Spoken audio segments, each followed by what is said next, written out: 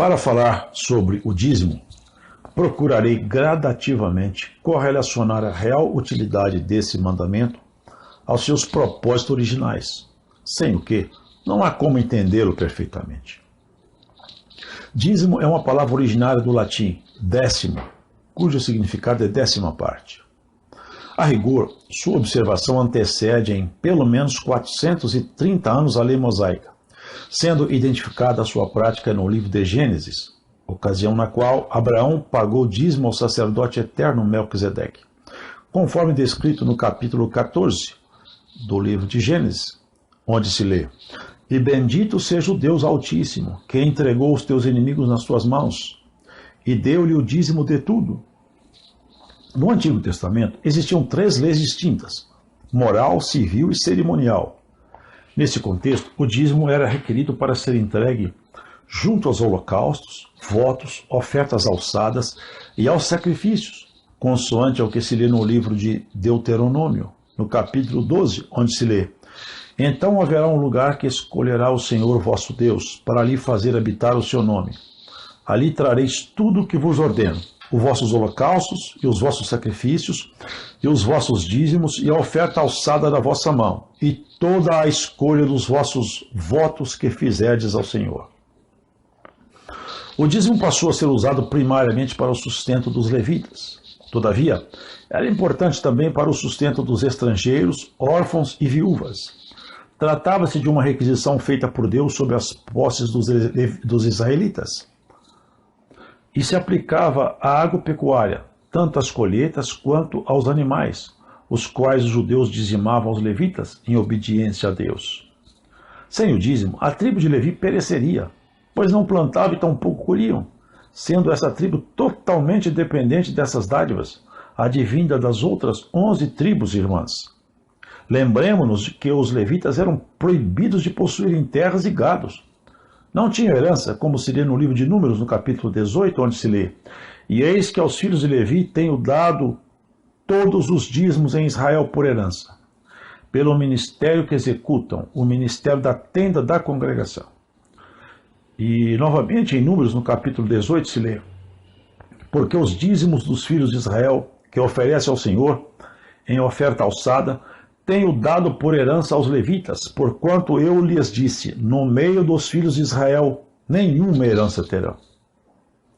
Posto esse entendimento inicial, para bem da clareza, me pergunto, por que então assistimos, nos dias atuais, reiteradas discussões inflamadas em prol do dízimo? Qual a razão de se manter essa ordem exigida no Antigo Testamento à casa de Israel, mesmo com o magnífico advento da graça redentora que nos foi outorgada pela morte e a ressurreição do nosso Senhor Jesus? A resposta de tal persistência pode ser acreditada aos teólogos, intérpretes das Escrituras e reféns de suas respectivas hermenêuticas religiosas. Por essa razão, a esmagadora maioria das igrejas cristãs perpetuam a imposição dos dízimos ao rebanho do Senhor Jesus, não concordando do corpo ministerial de suas igrejas ser financeiramente independente do dízimo, reprovando que os pastores dependam da prática e do trabalho profissional para sua autossustentação. Apresentam, via de regra, argumentos escriturais, onde ressaltam que o Senhor Jesus estabeleceu o uso do dízimo. Para provarem essas colocações, destacam várias passagens escriturais, tais como aquelas registradas no Evangelho segundo Lucas, no capítulo 11, e no Evangelho segundo Mateus, no capítulo 23, onde se lê: "Ai de vós, escribas e fariseus hipócritas, pois que dais o dízimo da hortelã e do endro e do cominho, e desprezais o mais importante da lei, o juízo, a misericórdia e a fé. Deveis, porém, fazer essas coisas e não omitir aquelas." Nesses textos, como realmente se pode notar, indubitavelmente o Senhor Jesus confirma a obrigação de se dizimar. Antes de prosseguir, reconheço, e é patente aos olhos de qualquer cidadão comum, a demanda financeira de uma igreja, juridicamente falando, enquanto organização religiosa registrada e com templo aberto ao público. Mesmo a despeito do entendimento da prática do dízimo não resultar de nenhuma ordenança da graça, importa ressaltar que todas as igrejas debaixo do sol necessitam de recursos financeiros. Sempre haverá uma gama variada de necessidades que urgirão ser supridas. É mister, à guisa de exemplo, atender aos necessitados e não deixar os irmãos mendigar o pão. Há de se construir templos para a realização dos cultos. E, além disso, as edificações demandam manutenções, entre outras coisas. De outra sorte, nenhuma igreja teria como subsistir na figura de uma instituição aberta. Por essa razão, é natural a prática de ofertas voluntárias para o atendimento dos necessitados, manutenção dos templos, para viagens missionárias dos irmãos, os quais não estão ou não possuem condições financeiras suficientes para esse gasto, etc.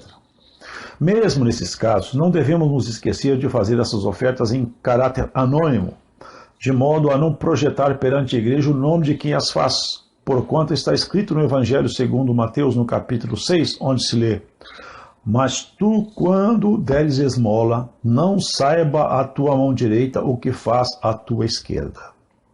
O ponto polêmico desse assunto deve-se ao fato desses valores não deverem jamais ser destinados a pagamento de nenhuma atividade ministerial em nenhum escalão.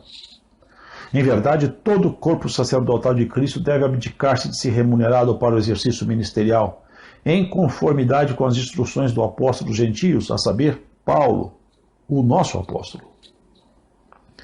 Fica notório que não é proposta aqui condenar aqueles que praticam o dízimo, nem aqueles que se sustentam por intermédio dessa forma de renda. Respeito àqueles que expressam bênçãos alcançadas pelo pagamento do dízimo de suas finanças. No entendimento desses tais, eles fazem a oferta do dízimo como fruto de fé. Isso não deixa de ser uma modalidade de oferta. Somos livres para fazer votos a Deus. Contudo, muito embora o dízimo encontre fundamento bíblico no Antigo Testamento, ele definitivamente não é obrigatório no propósito doutrinal do Novo Testamento. Nesse novo tempo debaixo da graça, o cuidado para o sustento e suprimento das necessidades existentes entre o ministério e a própria irmandade carente deve nascer de ofertas voluntárias. Por essa razão, as ordenanças oriundas da lei acerca do dízimo, amplamente descritas e determinadas em diversos livros do Antigo Testamento, não serão aqui debatidas por entendermos que, embora sejam legítimas, não se aplicam mais aos tempos da dispensação da plenitude do conhecimento do Filho de Deus, a saber, Jesus, o nosso Senhor, por quem temos acesso ao Pai por intermédio da fé, e não por intermédio das obras da lei. A rigor, as ordenanças da lei prevaleceram somente até a vida de João Batista. Entretanto, quando alguns religiosos discursam em defesa da prática ministerial do dízimo, as primeiras citações apontadas de chofre para polemizar são sempre passagens como a descrita no livro do profeta Malaquias, no capítulo 3, onde se lê: roubará o homem a Deus? Todavia vós me roubais e dizeis: em que te roubamos? Nos dízimos e nas ofertas alçadas. Entendedores que somos que a lei foi integralmente cumprida por Cristo, não nos deteremos, para efeito de exames, em preceitos referendados restritivamente no Antigo Testamento, os quais não tenham sido corroborados diretamente pelo Senhor Jesus ou pelos seus santos apóstolos no Novo Testamento. É interessante frisar um fato marcante. O dízimo não é citado em nenhum texto, e muito menos cobrado pelos apóstolos no Novo Testamento, sendo unicamente referido nos evangelhos quando Cristo ainda não havia instituído a graça, resultante da sua morte e seguinte ressurreição. Ou seja, no Novo Testamento são citadas apenas ofertas voluntárias, assunto acerca do qual o apóstolo Paulo trata em alguns pontos de suas epístolas. Consideremos isso. Se o dízimo fosse regra a ser seguida pela igreja, essa seria uma ação citada e cobrada por parte dos apóstolos como sendo ponto de doutrina. Todavia, tal assunto não se acha registrado em nenhuma das cartas apostólicas. A verdade é que o dízimo é um assunto simplesmente ignorado no Novo Testamento, nenhuma vez resgatado ou solicitado pelos apóstolos em suas santas epístolas. Além disso, caso o dízimo fosse praticado nas igrejas, não ocorreriam reclamações da falta de ofertas voluntárias por parte do apóstolo Paulo. Ora, se havia recebimento de dízimo entre os presbíteros primitivos, se tratasse de uma obrigatoriedade, esse aporte financeiro supriria as necessidades às quais Paulo aludia. Ademais disso, caso a igreja praticasse a cobrança de dízimo naquele tempo, estaria ela concorrendo, agindo paralelamente aos preceitos do judaísmo, uma vez ser essa uma observância da lei, e, por conseguinte, estaria ela se sujeitando novamente aos termos da lei mosaica, da qual fora liberta por Cristo. Passemos à análise dos trechos que registram a prática de dízimos, cujas referências possam servir de base para a elucidação da vontade de Deus a respeito desse imposto cobrado sobre os bens materiais do povo de Deus no Antigo Testamento. Tomemos por referência inicial a afirmativa na qual se apoiam muitos teólogos para a manutenção do dízimo, a qual se acha contido no Evangelho narrado segundo Lucas, no capítulo 11, e por Mateus, no capítulo 23, segundo a qual o Senhor Jesus afirmava ser necessário aos israelitas ofertarem o dízimo de suas rendas. Para que possamos adquirir uma perfeita compreensão desse texto, devemos nos lembrar que naquela época o Senhor Jesus não havia cumprido a lei. Até então a graça de Deus não estava dispensada aos crentes, visto que ele, o Mestre, ainda encontrava-se presente entre os homens, num corpo de um judeu chamado Jesus. Isto é, a salvação não estava completada, a sua missão não estava consumada na cruz, conforme se entende pelas palavras do apóstolo João em seu Evangelho, no capítulo 16, onde se lê: Todavia digo-vos a verdade, que vos convém que eu vá, porque se eu não for, o Consolador não virá a vós. Mas se eu for, enviar-vos-ei. Fica evidente, por essa leitura, que a mercê, os benefícios advindos do Novo Testamento, as novas ordenanças da graça, ocorreriam exclusivamente quando o Senhor fosse ao Pai. Esta era, com toda certeza, a razão pela qual o Senhor dizia que era necessário dizimar, para cumprirem as ordenanças da lei, pois até aquele momento vigorava a lei mosaica. Contudo, já pelo anúncio de sua paixão anteriormente profetizada, assinalava-se o final da vigência da lei, demarcando-se um novo período relativo ao reinado de Cristo, regido por novas regras de proceder, conforme se pode verificar no Evangelho segundo Lucas, no capítulo 16, onde se lê: A lei e os profetas duraram até João. Desde então é anunciado o reino de Deus e todo homem emprega força para entrar nele. É importante ressaltar que a verdade chegou até nós por intermédio de nosso Senhor Jesus, e não pela lei mosaica. Essa é uma constatação fácil de se fazer, de modo absoluto, com base no Evangelho segundo o apóstolo João, no capítulo 1, onde se lê: Porque a lei foi dada por Moisés, a graça e a verdade vieram por Jesus Cristo. Ora, se a verdade nos foi revelada por Jesus Cristo, ficaremos nós então nos batendo em direitos que são legados da lei, tais como a observância de sábados, pagamento de dízimos e coisas semelhantes a essas? Ou não sabemos que a lei atuou como uma espécie de preceptor da humanidade, e isso somente até a chegada da graça? Vejam essa confirmação na epístola do apóstolo Paulo aos Gálatas, no capítulo 3, onde se lê: De maneira que a lei nos serviu de aio para nos conduzir a Cristo, para que, pela fé, fôssemos justificados. Não nos enganemos. Quem justifica o homem é a fé, e isso sem as obras da lei, conforme se percebe claramente na epístola do apóstolo Paulo aos Romanos, no capítulo 3, aonde se lê: Concluímos, pois, que o homem é justificado pela fé sem as obras da lei. Quem, pois, deseja guardar os preceitos da lei mosaica deve se lembrar que a real obediência à lei nos leva ao Evangelho de Cristo. Essa convicção pode ser adquirida pela declaração do apóstolo Paulo em sua carta aos Romanos, no capítulo 10, onde se lê: Porque o fim da lei é Cristo, para a justiça de todo aquele que crê. De outra sorte, estaremos destruindo em nós mesmos a graça de Deus, conforme nos ensinou o mesmo apóstolo em sua epístola destinada aos Gálatas, no seu capítulo 2, onde se lê: Não aniquilo a graça de Deus, porque se a justiça provém da lei, segue-se que Cristo morreu debalde. Avançando um pouco mais nesse assunto, perceberemos que a matéria doutrinal relativa ao dízimo poderá ser bem esclarecida por intermédio das citadas leituras das epístolas do apóstolo Paulo, das quais emanam divinais orientações relativamente a esse conteúdo, e são destinadas à formação do corpo ministerial da igreja. Passemos, portanto, ao exame dessas cartas para que possamos formar juízo referendado em fundamentos escriturais, revelados com o intuito de servirem de orientação à nossa conduta. De início, convém expormos de forma transparente e honesta as épocas e situações que retratam o uso das ofertas, e não do dízimo, pelo apóstolo Paulo. A bem da verdade, aos irmãos de Corinto, o apóstolo confessa já haver se beneficiado financeiramente de algumas igrejas em certas ocasiões de sua vida. Essa declaração encontra-se na segunda epístola destinada aos Coríntios, em seu capítulo 11, onde se lê: Outras igrejas despojei eu para vos servir, recebendo delas salário. E quando estava presente convosco e tinha necessidade, a ninguém fui pesado. Entretanto, ao lermos com atenção todas as suas cartas, entendemos claramente que as aludidas ocasiões nas quais Paulo dependeu de algumas igrejas foram exceções ao longo do seu apostolado.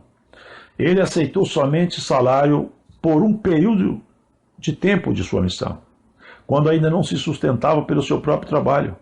A compreensão da ajuda a qual se refere o apóstolo Paulo na supracitada epístola aos Coríntios pode ser entendida quando efetuamos a leitura de sua carta destinada aos Filipenses no capítulo 4, onde se lê: E bem sabeis também vós, ó Filipenses, que no princípio do Evangelho, quando parti da Macedônia, nenhuma igreja comunicou comigo com respeito a dar e a receber, senão somente a vós.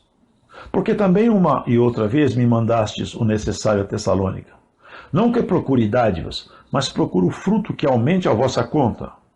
Mas bastante tenho recebido e tenho abundância. Cheio estou, depois que recebi de Epafrodito, que de vossa parte me foi enviado, como cheiro de suavidade e sacrifício agradável e aprazível a Deus.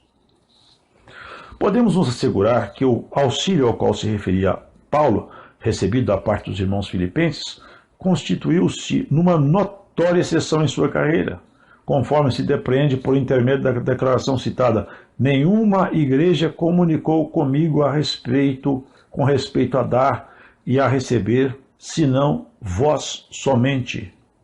Posto isto para a transparência, que o apóstolo relata ter recebido o salário de algumas igrejas de Filipos, para não ser pesado aos coríntios, suas explicações acerca desse tema são bem evidentes e objetivas.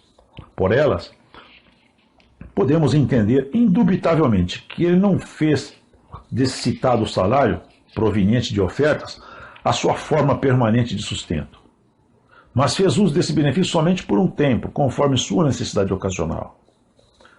A distinção existente entre dízimo e oferta voluntária pode ser esclarecida pela compreensão das grandes diferenças da relação do homem com Deus no tempo da lei e no tempo da graça. Em cada um desses tempos, lei e graça, trata-se o assunto do sustento ou suprimento das necessidades materiais do povo de Deus sob uma ótica. Em outras palavras, a visão da lei é o dízimo, uma obrigação, uma imposição com quantidade determinada e sem liberdade de sentimentos nesse particular. Portanto, na lei, o percentual devido é previamente definido, devendo ser rigorosamente respeitado. Já agora, sob a ótica da graça, o que existem são as ofertas voluntárias, sendo cada coração livre para ofertar conforme a medida do amor encontrado em cada crente. No Novo Testamento estamos em tempos da revelação, onde Deus nos desvenda, nos mostra a sua vontade, colocando em cada fiel a porção que ele requer de cada um. Trata-se de uma etapa da igreja na qual deve haver total liberdade para a expressão do amor e da fé em cada alma, conforme cada um sente de per si para com Deus. Não nos restam dúvidas. Há uma imensa diferença entre a forma de tratamento da lei e da graça, nos quesitos dízimo e ofertas voluntárias. Segundo suas próprias exposições, o apóstolo demonstra que, segundo a lei mosaica, poderia ele requerer frutos materiais dos coríntios ou de qualquer outra igreja. Vide a primeira epístola a Timóteo e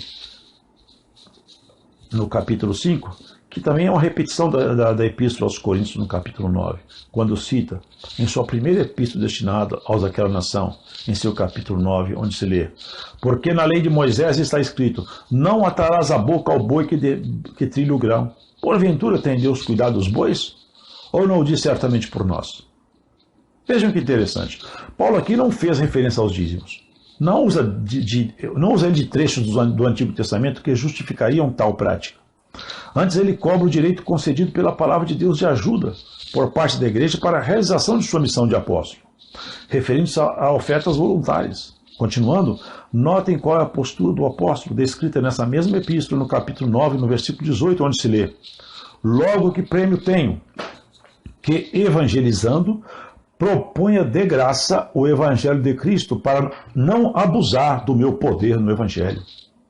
Outra vez, Paulo deixa-nos entrever a sua postura inequívoca de não aceitação do dízimo, dizendo em seguida, na mesma epístola, no capítulo 9, no versículo 13: não sabeis vós que os que administram o que é sagrado comem do que é do templo, e que os que de contínuo estão junto ao altar participam do altar? Assim ordenou também o Senhor aos que anunciam o Evangelho, que vivam do Evangelho. Mas eu de nenhuma destas coisas tenho usado, nem escrevo isso para que assim se faça comigo, porque melhor me fora morrer do que alguém fazer vã esta minha glória. É límpida a leitura que se faz desses textos, a qual nos aponta os direitos sacerdotais no tocante ao dízimo, ao mesmo tempo reconhecendo sua origem na lei mosaica e não os restabelecendo na graça de nosso Senhor Jesus Cristo na forma de obrigação. De outra sorte, o apóstolo Paulo erraria, não os praticando e ainda sugerindo que o imitássemos nessa conduta. Convém citar que outros discípulos do Senhor punham em prática o mesmo procedimento espiritual de não cobrar dízimos, conforme se vê escrito na Epístola aos Coríntios, no capítulo 12, onde se lê: roguei a Tito e enviei com ele um irmão. Porventura Tito se aproveitou de vós? Não andamos, porventura, no mesmo espírito sobre as mesmas pisadas? E não somente em Corinto, senão que em diversas regiões por onde Paulo passava, adotava a mesma regra, trabalhava para não ser pesado a ninguém, mostrando que, independentemente da lei mosaica autorizá-lo a se sustentar pelas mãos das igrejas, ele não se valia dessa prerrogativa, considerando que este direito estava vinculado à lei mosaica e não à graça de Cristo. Considerem bem, caso a prática do dízimo fosse aplicada na igreja, nessa carta ele falaria abertamente sobre isso, mas vê-se nitidamente o custo da explanação de Paulo, o qual segue na linha de ofertas voluntárias. Posição clara, correta e coerente com o tempo da graça.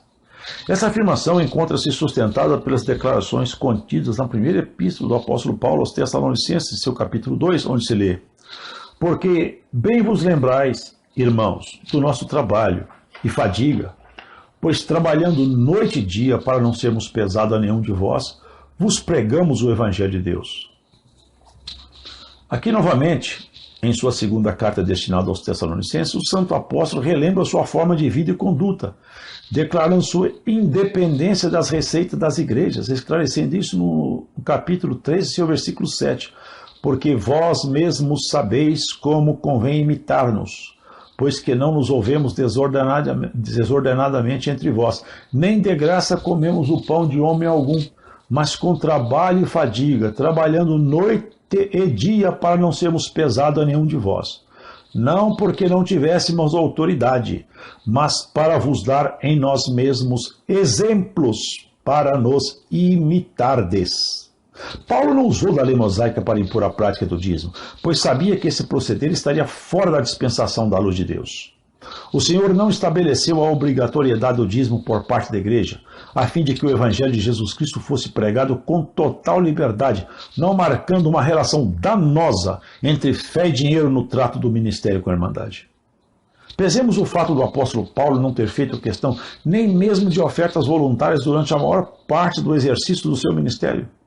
Ao longo de sua carreira, os gastos com morada e alimentação do apóstolo decorriam das receitas que ele recebia pela prática de sua profissão de artesão de tendas, podendo isso ser verificado em Atos dos Apóstolos, no capítulo 18, onde se lê: e achando-se um certo judeu por nome Áquila, natural do Ponto, que havia pouco tinha vindo da Itália, e Priscila sua mulher, pois Cláudio tinha mandado que todos os judeus saíssem de Roma, se juntou com eles, e como era do mesmo ofício, ficou com eles e trabalhava, pois tinham por ofício fazer tendas. Muito embora o dízimo levítico, legado à lei mosaica, não tenha sido o sustento da vida dos apóstolos, observamos que o Senhor Jesus recomendava aos evangelistas se alimentarem às expensas das casas onde se hospedassem, sem se preocuparem em como obter os seus mantimentos antecipadamente antes de suas viagens missionárias, considerando que isso era o mínimo que se poderia oferecer a quem se ocupasse dessa missão gloriosa. Essa determinação está relatada no Evangelho segundo Lucas, no capítulo 10, e no Evangelho segundo Mateus, no mesmo capítulo, onde se lê: e em qualquer casa onde entrardes, dizei primeiro, paz seja nesta casa. E se ali houver algum filho de paz, repousará sobre ele a vossa paz. Se não, voltará para vós. E ficar na mesma casa, comendo e bebendo do que eles tiverem, pois digno é o obreiro do seu salário. Aqui, nessa passagem, salário reporta-se ao alimento necessário ao sustento dos evangelistas, e não trata nada acerca do dízimo sacerdotal, em absoluto. Uma passagem nos chama a atenção e acha-se narrada na Epístola do apóstolo Paulo aos Gálatas, em seu capítulo 6, onde se lê: E o que é instruído na palavra reparta de todos os seus bens com aquele que o instrui. Aqui se trata da comunicação dos bens materiais da parte dos irmãos com aqueles que exercem o ministério da palavra. Contudo, vejam com atenção que, mais uma vez, não se trata de dízimo, até porque se fala de repartir todos os bens e não doar a 10ª parte. Aliás, essa era uma prática comum entre os discípulos no início da formação da igreja, conforme se pode constatar em Atos dos Apóstolos, no capítulo 2, onde se lê: Todos os que criam estavam juntos e tinham tudo em comum. Amados, observe que o apóstolo Paulo, trabalhando diariamente para o seu próprio sustento, recomenda, não mais aos coríntios, tampouco somente aos efésios, senão ao corpo ministerial da igreja, exortando-os a adotar a sua maneira de agir, encomendando-os ao trabalho para o sustento pessoal e aconselhando-os a ignorarem os atrativos financeiros das ofertas. Confiram essa incumbência no livro de Atos dos Apóstolos, no capítulo 20, em seu versículo 33, onde se lê: De ninguém cobicei prata, nem ouro, nem vestes.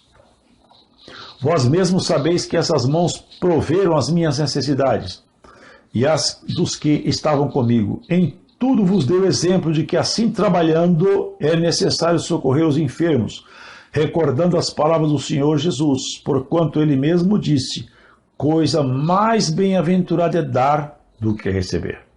O próprio Senhor Jesus fez uma advertência especial com relação à missão ministerial dos 12 apóstolos, conforme se pode ler no Evangelho segundo Mateus, no capítulo 10, onde se lê: Curai os enfermos, limpai os leprosos, ressuscitai os mortos, expulsai os demônios, de graça recebestes, de graça dai. Pelos esclarecimentos há pouco expostos, ficam notórias quais são as referências que amparam a prática do ministério não assalariado. Entendo ser essa uma forma excelente de consagração ao Senhor Jesus, trabalhando de maneira voluntária e desinteressada e assumindo o ministério como vocação espiritual e não como estratégia de sustento. Essa deverá ser a opção preferencial da igreja que ansiar um maior grau de perfeição de acordo com a proposta feita pelo apóstolo Paulo, o qual recomenda que sejamos seus imitadores. Vide a epístola destinada aos Filipenses no capítulo 3, onde se lê: Mas naquilo que aqui já chegamos, andemos segundo a mesma regra e sintamos o mesmo. Sede também meus imitadores, irmãos, e tende cuidado segundo o exemplo que tendes em nós, pelos que assim andam. Outra vez leiam a primeira epístola destinada aos Coríntios, no seu capítulo 4, onde se lê: Admoesto-vos, portanto, a que sejais meus imitadores. Novamente no capítulo 11: Sede meus imitadores, como também eu de Cristo. Ouso, portanto, atestar que na graça de nosso Senhor Jesus não se requer mais o pagamento de dízimos e imposto aos moldes da escritura da lei mosaica, existindo vários capítulos em diversas epístolas que tratam esse tema. Na Epístola aos Hebreus, por exemplo, se pode entender que a ordenança advinda da lei mosaica, referente à prática de dízimo, não era mais cabível na plenitude do sacerdócio de Cristo nosso Senhor. Ali se vê claramente a demarcação do fim da lei pelo levantamento de um outro sacerdócio, mais sublime, segundo uma ordem de sacerdotes eternos, a ordem de Melquisedeque, a saber. Ponham atenção na explicação contida na epístola do apóstolo aos Hebreus, no capítulo 7, onde se lê: De sorte que, se a perfeição fosse pelo sacerdócio levítico, porque sob ele o povo recebeu a lei, que necessidade havia logo de que outro sacerdote se levantasse segundo a ordem de Melquisedeque e não fosse chamado segundo a ordem de Arão? Porque, mudando-se o sacerdócio, necessariamente se faz mudança da lei. Marca-se aqui o intervalo de tempo de vigência do dízimo, o qual perdurou desde Abraão até o sacerdócio levítico. Em seguida, vê-se no mesmo capítulo, no versículo 18, onde se lê: Pois, com efeito, o mandamento anterior é abrogado por causa de sua fraqueza e inutilidade. Ao final, permanece a prática de coletas, ou seja, das ofertas voluntárias, as quais existiam nas igrejas primitivas, conforme podemos constatar na epístola do apóstolo Paulo aos Romanos, em seu capítulo 15, onde se lê: Mas agora vou a Jerusalém para ministrar aos santos, porque pareceu bem a Macedônia e a Caia fazerem uma coleta para os pobres dentre os santos. que estão em Jerusalém. E isto lhes pareceu bem, como devedores que são para com eles, porque se os gentios foram participantes dos seus bens espirituais, devem também ministrar-lhes os temporais. Assim que, concluindo isto, e havendo-lhes consignado este fruto, de lá, passando por vós, irei à Espanha. Outra vez encontramos referência a essas coletas na primeira carta aos Coríntios, no capítulo 16, onde se lê: Ora, quanto à coleta que se faz aos santos, fazei vós também o mesmo que ordenei às igrejas da Galácia. No primeiro dia da semana, cada um de vós ponha de parte o que puder ajuntar, conforme a sua prosperidade, para que se não façam as coletas quando eu chegar. Novamente encontramos referência a essas coletas na segunda carta aos Coríntios, no capítulo 9. Portanto, eu tive por coisa necessária exortar estes irmãos para que primeiro fossem ter convosco e preparassem de antemão a vossa bênção, já antes anunciada, para que esteja pronta como bênção e não como avareza. São essas colocações que eu queria fazer sobre o dízimo, para que esse assunto fosse tratado com os termos da palavra de Deus. Deus vos abençoe.